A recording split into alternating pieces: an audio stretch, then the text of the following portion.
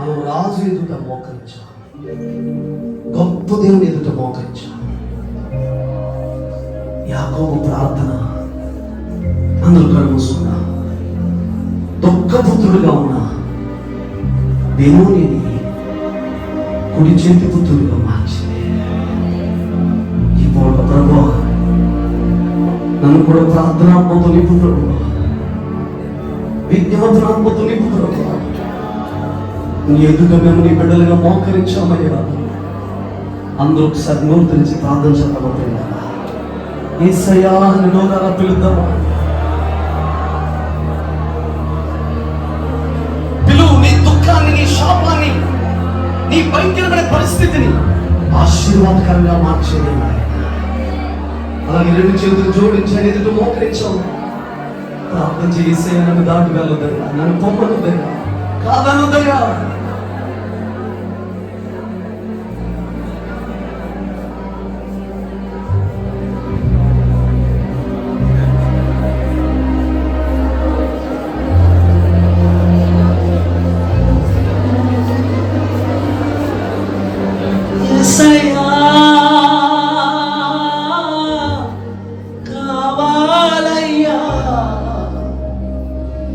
ఆత్మ అభిషేకం,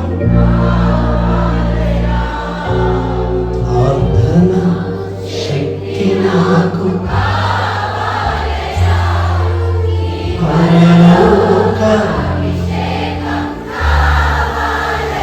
సింహాల గుహలో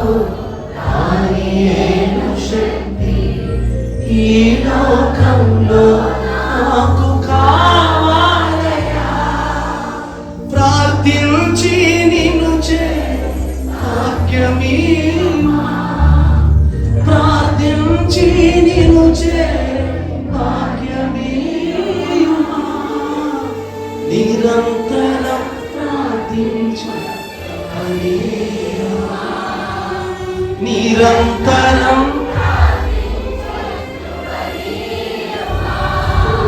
నీ ప్రజల పక్షము యుద్ధములు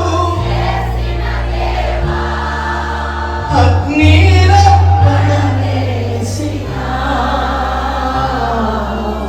భయమేమి లేకుండే, అగ్నిలో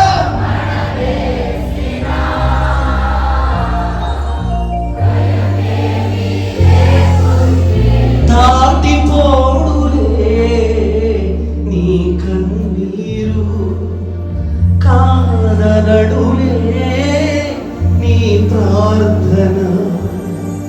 దాటిపోడులే నీ కన్నీరు, కాదనడులే నీ ప్రార్థన. నిరాశపరచని దేవుడాయన, నెమ్మదినిచ్చే నాథుడాయన. దాటిపోడులే నీ కన్నీరు, కాదనడులే నీ ప్రార్థన. రాత్రి నిజమే నా జీవితం వినోనిగానే ఉంది, ఇంకా దుఃఖపుత్రుడిగానే దుఃఖపుత్రుడిగానే ఉన్నాను. దేవుడు నన్ను ఈ పూట బెన్యామీనుగా మార్చాలి, కుడి చేతి పుత్రుడిగా మార్చాలి. నాతో మాట్లాడండి దేవుడు.